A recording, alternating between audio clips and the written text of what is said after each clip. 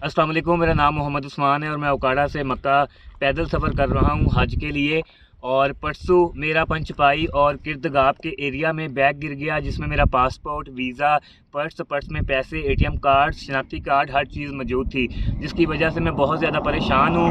और आप सबसे गुजारिश है कि अगर किसी को भी वो पर्स मिला है तो प्लीज़, चाहे आप उसमें से पैसे निकाल लें, लेकिन जो बाकी चीज़ें हैं, पासपोर्ट, वीज़ा, एटीएम कार्ड, शनाख्ती कार्ड, बाकी जो चीज़ें हैं बराए मेहरबानी करके वो आप पहुंचा दें। वो आप किरदगाब लेविस का जो थाना है वहाँ पहुंचा दें, नौशकी के किसी थाने में पहुंचा दें। उस्मान अरशद 63 से मेरा फेसबुक पेज है, वहाँ कमेंट कर दें, वहाँ मैसेज कर दें, या मेरी खबर भी चल रही है, बराए मेहरबानी किसी तरह से भी वो आप बैग पहुंचा दें। अल्लाह पाक आपको बहुत खुश रखेंगे। चाहे पैसे उसमें से आप निकाल लें, पैसों का कोई मसला नहीं है, लेकिन मेरा जो पासपोर्ट है, वीज़ा, शनाख्ती कार्ड, एटीएम कार्ड्स, वो बराए मेहरबानी करके पहुंचा दें। बहुत शुक्रिया, अल्लाह पाक आपको खुश रखें।